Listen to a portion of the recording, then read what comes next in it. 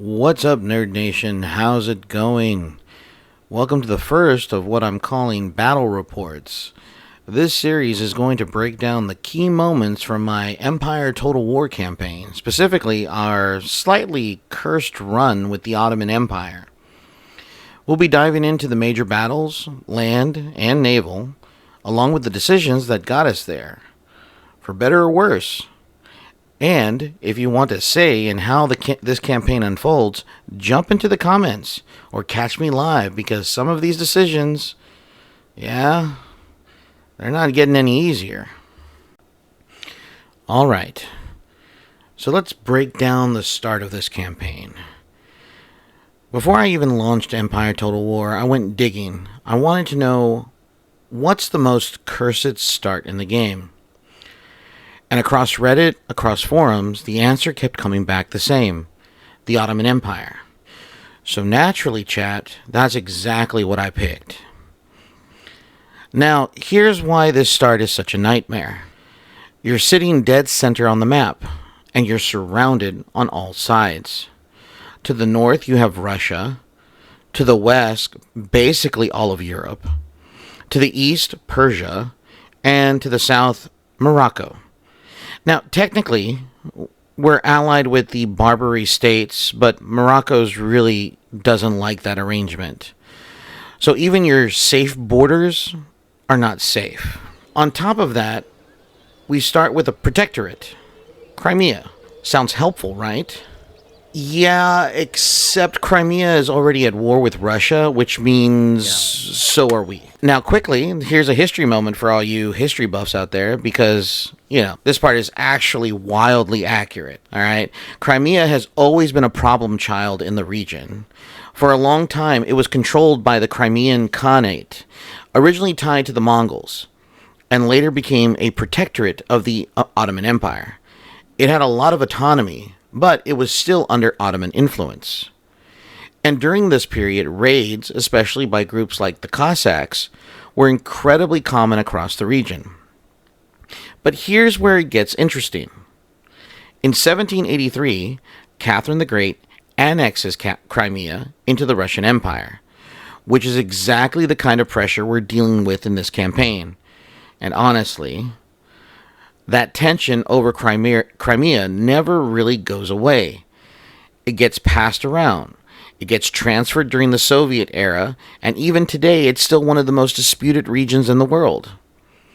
So when I say Crimea is dragging us into a war with Russia, that's not the game mechanics. That's history repeating itself. Russia isn't just another enemy. They are way ahead of us, which is surprising. Because if you're a student of mine, then you know that Russia is not ahead of anybody, but they are at least ahead of the Ottomans.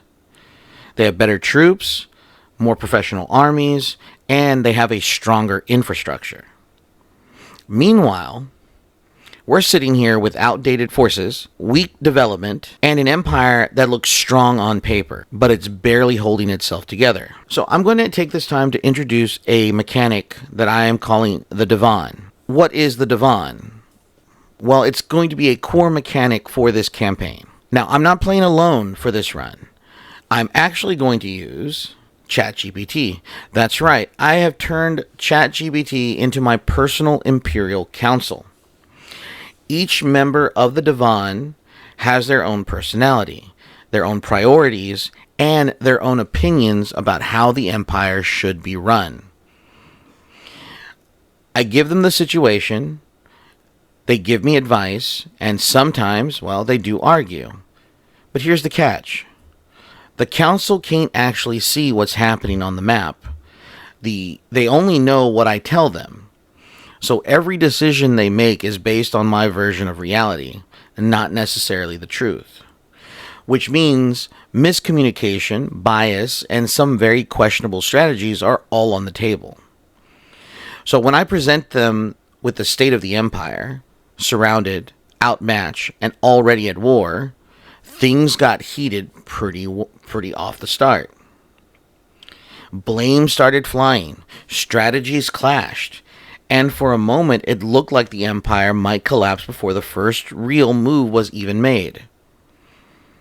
But eventually, a plan did come together.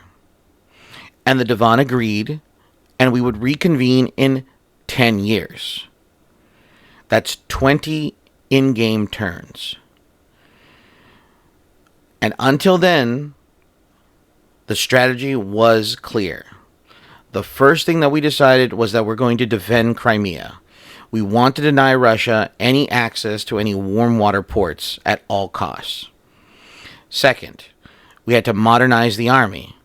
We need to disband the irregular troops and build a professional fighting force. Third, we need to expand trade, secure as many partners as possible to stabilize income. Fourth, once the economy can support it, we're going to build a fleet and we're going to send it to Africa to establish new trade routes. Fifth, we will develop the empire. We're going to upgrade the infrastructure and strengthen the economy. And finally, and this is going to be the most important thing, no expansion, no retreat, and not a single piece of territory will be lost. So that was the plan. Now all we had to do was survive long enough to make it work. Now, the first real problem was Crimea. Their defenses, not great. We were talking mostly primitive units, bows, basic melee troops, nothing that's going to hold against a modern Russian army for long. My closest army was stationed near Moldavia. Now, they had a general with a mounted bodyguard, 3 units of irregulars, which are basically untrained, barely equipped. They're good for ambushes, but that's about it. Oh, and a single mob of peasants. This is not exactly what you'd want to throw at the Russians, but it's what I had. So I took this army and I marched it towards Crimea anyway. Now, at the time, I was using my navy since I had control of the Mediterranean and the Black Sea, and it was just for faster, safer travel. I started preparing the phase to upgrade those irregular units entirely. In fact, I ended up sending a single artillery battery to support. It wasn't much, but it was something. Now, meanwhile, to the east, I had another army in Mesopotamia, just north of Baghdad. Same story, mostly irregulars. Now, there was one unit of early professional infantry and some very outdated artillery that had to be deployed and left in place once the battle started. Not exactly flexible. Now, technically, Persia was the bigger regional power, but I made a call. Georgia felt like more of an immediate threat, so I pushed that army north to position against them. Not because it was strong, but because I couldn't afford to be caught off guard on another front. The real lifeline of this plan is trade, because what we had wasn't enough. Not for the army, not for the fleet, and not for the empire the Divan wanted to build. So I went looking every minor and every major faction that would even consider it. I talked to Georgia, rejected it. The Italian states, they rejected it. Louisiana, surprisingly, accepted it. New Spain also accepted it. Persia wanted payment. I wasn't about to do that. So instead, I traded with them technology, and they accepted, which might come back to haunt me later. Savoy wanted money. I tried to negotiate. They asked for more. I walked away. The 13 colonies accepted it. Then I tried the major powers. Prussia wanted tech and money. I couldn't make it work, so I walked away. Poland, Lithuania, they accepted. The Maratha Confederacy, they also accepted. And then Great Britain. Honestly, I was expecting a hard no. They didn't even want to negotiate. They just agreed. France was immediate rejection. Austria, also no. And that one kind of mattered, because Austria is right next door. So, at this point, we had a fragile defense in Crimea, armies scrambling into position, and an economy barely holding on. And just enough trade to keep the whole thing from collapsing for now. By the end of the first 2 turns, things were starting to stabilize. I made some minor upgrades, economic buildings, military infrastructure, nothing major, just enough to get things moving. And the trade income started rolling in. Crimea was being reinforced, and for a brief moment, it felt like the plan was working. And because the money was coming in, I made it an executive decision. Or imperial. Either way, I moved ahead of the Divan's timeline and started building the fleet early. I went with 2 brigs, which is a solid defendable warship, and a single sloop. They're fast, agile, but very fragile. Now, on paper, it looked like a smart investment. In reality, this is where things start to get a little complicated.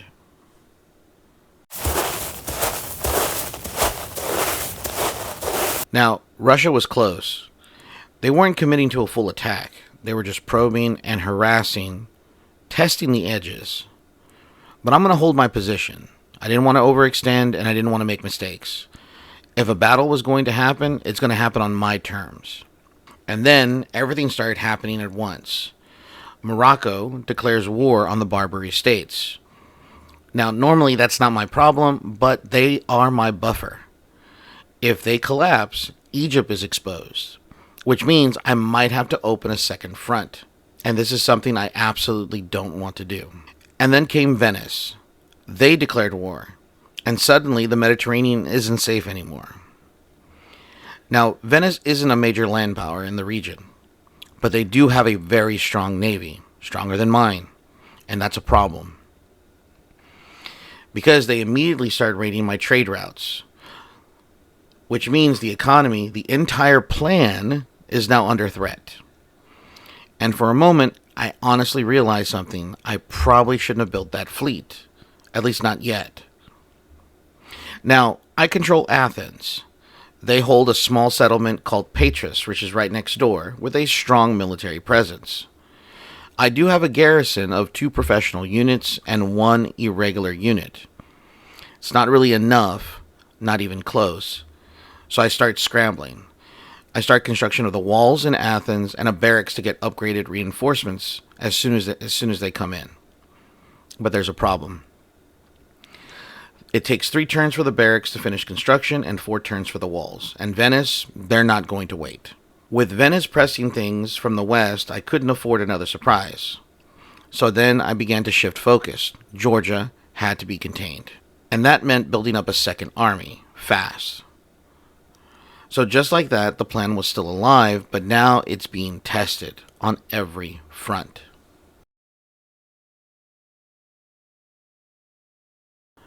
Now this is where things get a little spicy. Because out of nowhere, Great Britain declares war. And not just Britain. Britain decides to bring along their friends. Hanover, the United Provinces, Portugal, the 13 colonies, and Austria. Yeah, I nearly spat out my W energy. Oh, by the way, in case you didn't remember, you can use code NERDINGAROUND for 10% off your order. So now I'm thinking, this is it. This is how the campaign ends. Before it even really begins, I click the notification, and somehow none of Great Britain's allies actually join the war, which means I've got time before the British Navy shows up, if they show up at all. I'm not even sure if this is a real threat, or is Britain just flexing. And then, out of nowhere, Prussia wants to trade? Of course, they want payment, naturally. So instead of paying gold, I traded them technology, canister shot. They accept, and honestly, I'll take that as a win. I could have asked for plug bayonets instead, because I was researching them, but I wasn't thinking about that at the time. I was more focused on the threat. Meanwhile, Venice is still being a problem. They have blocked my port near Athens, which means trade is taking another hit. So I decide to pivot, and I start researching carbines instead. Because right now, I don't really have a proper cavalry. And I'll be honest, I thought about calling the Divan. Let them weigh in. Let them try to fix this mess. But it's only 1702. It's too early. This one's on me. So I end my turn.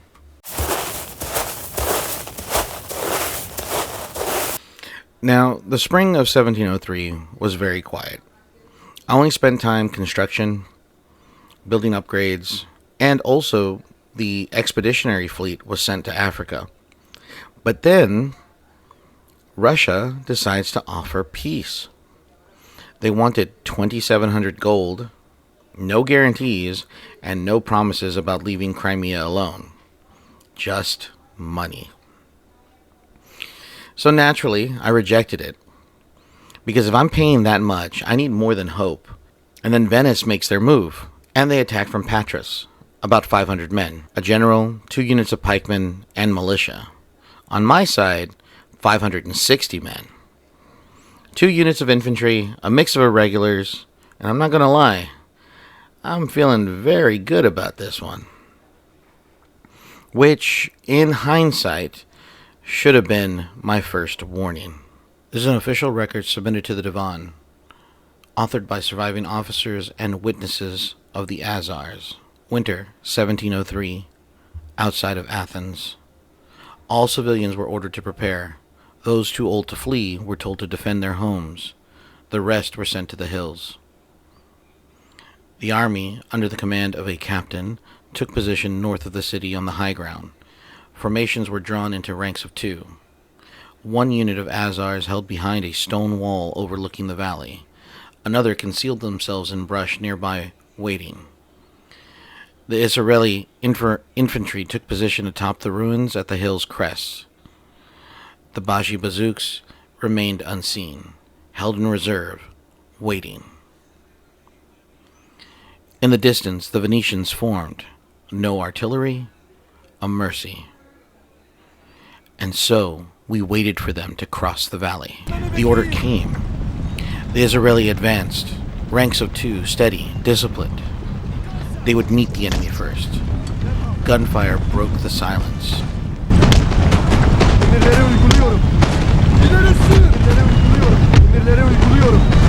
Here we go.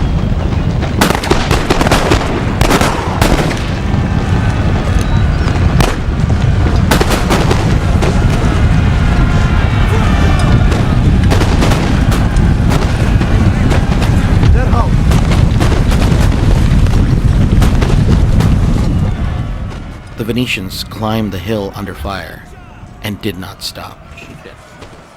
2 units of pikemen charged directly into the Israeli line. The clash was immediate, brutal. From the wall we saw the enemy general. Our commander gave the order, fire. A storm of lead answered. 2 riders fell, but not the general. The Israeli line began to buckle. Steel met wood. Bayonets met pikes. Men fell. 1 Azar unit was drawn too close, pulled into the melee.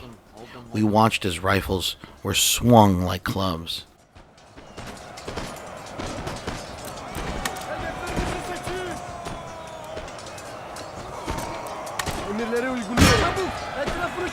Shit. The Israeli began to waver, and then they broke. No. We can't let them fall. Our commander ordered us forward. We left the wall, charged into the fray, but it was already too late. The line had collapsed, and panic began to spread.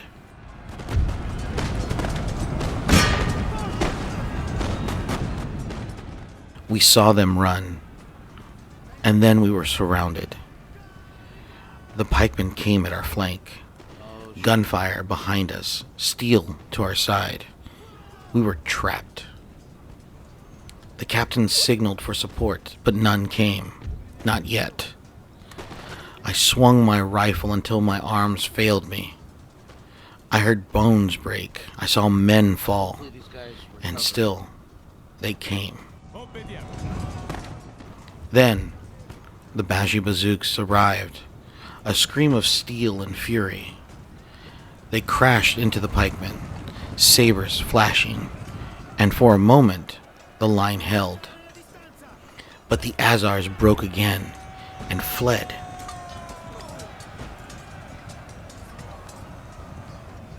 We routed.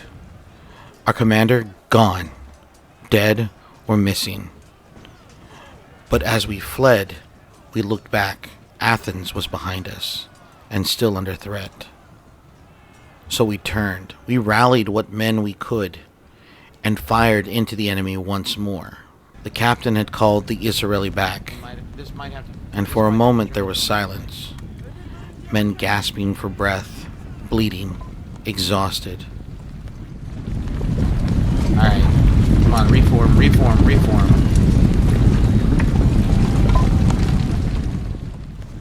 And then he spoke. Do not fear, men, for we are already dead. Fix your bayonets. And so they did. They charged. The Baji bazooks, spent, began to fall back. The captain pressed forward.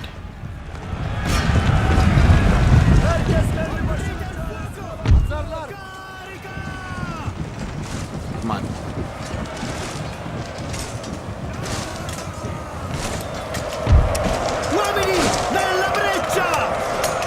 Come on.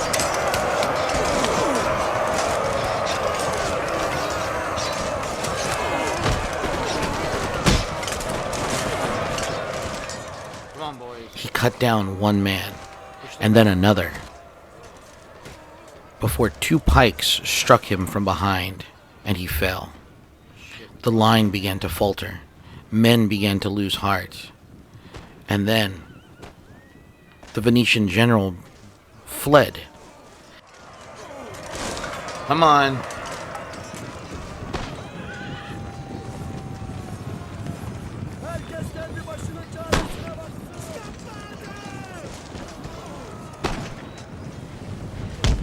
Okay, their general is running.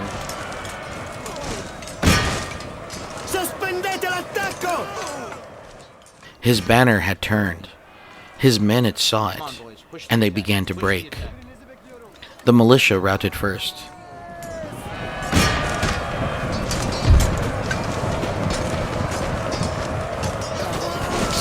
Yes.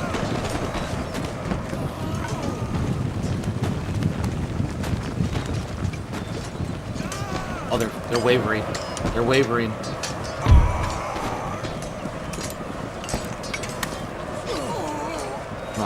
Come on. Shriek.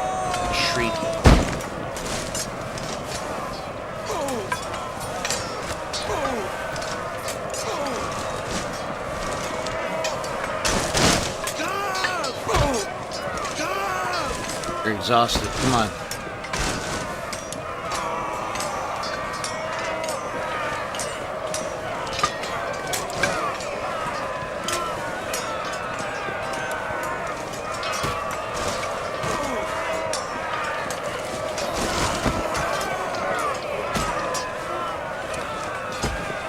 I want to open fire. I really want to shoot into their backs. But I know I'll hit some of my boys, and I don't want to do that.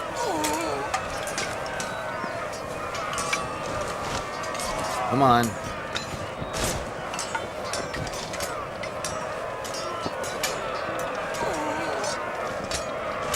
Come on, guys. Then the pikemen followed.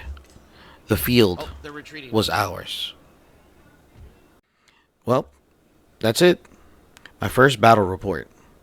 Now, I'm hoping that the next one will be a little bit shorter. I don't have to do so much context. Maybe some fun historical facts here and there. But we'll have to see what happens with the Ottoman Empire in the next episode of the stream. I highly recommend that you come and see me. I think I'm going to live stream this on Wednesday, and it gives me plenty of time to work on the videos and stuff like that. I'll make an announcement in the community section and in the Discord. So please join me next time that I see you. And like I said, if you want to involve yourself into the campaign and suggest, our next tactic or our next grand strategy, leave a comment. Also, if you're new to the channel and you like what you saw, please hit a like, and also, if you're more inclined to do so, subscribe.